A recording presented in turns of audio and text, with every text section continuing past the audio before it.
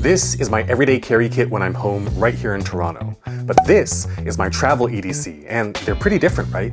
I mean, what the hell do I need this dollar store binder clip for? As someone who, for over a decade, has been abroad for at least 100 days every single year, I've learned a lot about the nuances of international travel, and by extension, have honed the most effective kit for me to EDC when I am out of town. Everything begins, of course, with the passport, which goes into this travel wallet by Bellroy. I repeat, I do not think you should feel the need to spend any money on any passport wallet or case if you are going to one single destination. But the reason I have this passport wallet is because most of my travel involves multiple destinations. I mean, in less than 2 weeks, I am headed on a 6-month trip, and in the first month alone, I'll be in Japan, Taiwan, and Indonesia.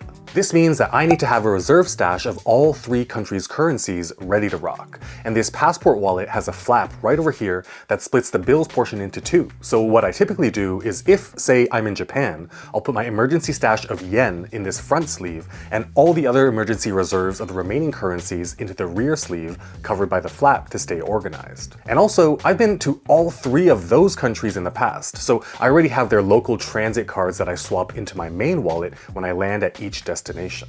There are 7 individual card slots, 4 on the left side and 3 against the front of the main cash sleeve.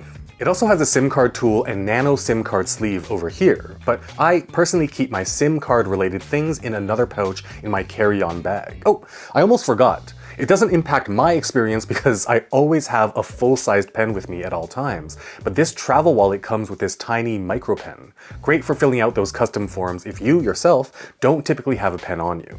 Onto the phone, which for me is currently the iPhone 13, and since more than half of my upcoming travels are for business, that means I'll still be making a lot of work phone and Zoom calls abroad, so I always EDC my AirPod Pros.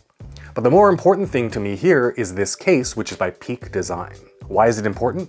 Well, this may not apply to you, but by a huge margin, most of the places I go to for both work and leisure, I inevitably end up using the local bike share system, rent a scooter, or rent a motorcycle. This means my travel EDC is not complete without a handlebar phone mount for using Google Maps while I ride. This one, designed to work with the Peak Design case, is so secure. Strong magnets align the 2, and the snap lock marries them together easily without fiddling, and this stiff elasticized silicone strap with their double hook system really gets it onto the handlebars very securely. It's also great because it has 32 rotatable positions, so if, for example, there's only space on the angled part of the bicycle's handlebars to mount it to, you can orient it so Google Maps is comfortable at all natural viewing angles to glance at and follow. We started with the passport and emergency cash wallet, but for my actual daily use wallet when traveling, I need to carry more than I do here at home. So for this upcoming trip, I'll be using the Bellroy note sleeve, as most of the places I'm going to be going to, unlike my day-to-day life here in Toronto, are still quite cash heavy. My 3 most frequently used cards when abroad are the local transit card, my hotel key card, and my primary credit card. Those go into the 3 most easily accessible card slots when open. Cash bills, of course, go into the cash sleeve, but there's an additional card slot against the front of that cash sleeve, and that is where 1 copy of my travel health insurance policy card goes. My remaining less frequently used cards, like my business and personal debit cards, my other credit card, and my driver's license, go into this card sleeve over here that, just like my at-home wallet has, includes this handy pull-tab extractor to easily pop all of those less frequently used cards out to find the one that I need. There's also another pocket against the back of the cash sleeve that has this flap, which I personally don't use, but is a great pocket to toss a few loose coins or a spare key into. Keeping in line with my philosophy with pocket bulk, this wallet is absolutely super slim despite being a bifold. Now you may have wondered, why do I bring my driver's license since not everywhere would recognize it as an acceptable form of identification, like say at a bar? I bring it because for renting a motorcycle or car, some international car rental places need to pair my Canadian driver's license with my international driver's license. So of course, the next item in my travel EDC is just that. This international driver's license, which you need to first get in your home country before you head out on your trip. Since I've been using Japan as the example this whole time, one of the absolute funnest experiences if you are going to Japan is to drive go-karts around the actual streets next to actual cars. And if you plan on doing that, you'll definitely need an international driver's license. And just like everything else in this video, I will link them down in the description below so you can check them out for yourself. Next up is my EDC torch.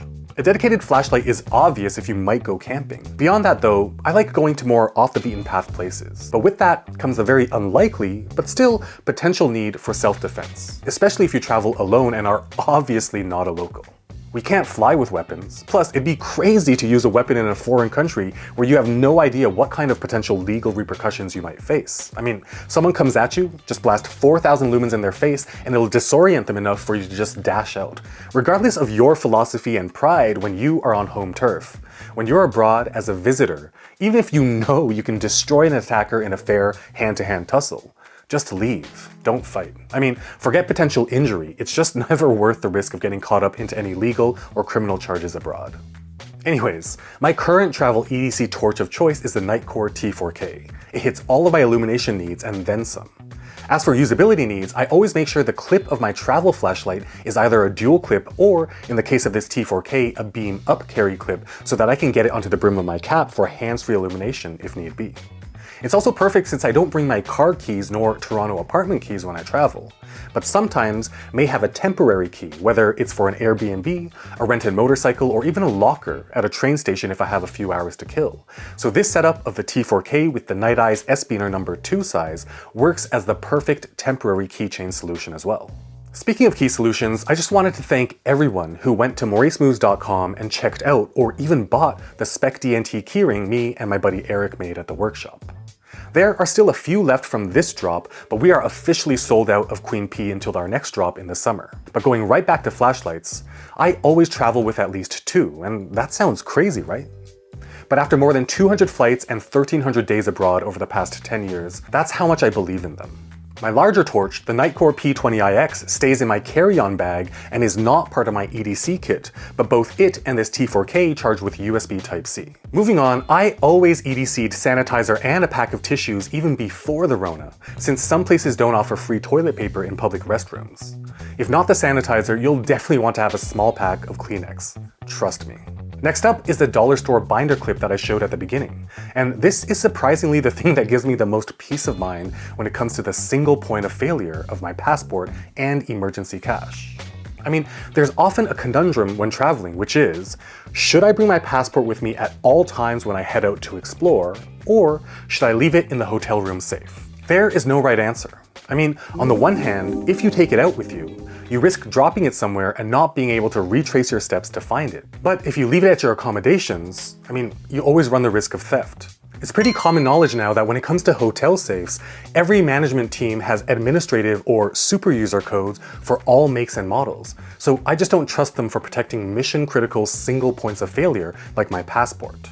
That's why if I decide it's better to not take my passport out with me, I hide it using this clip.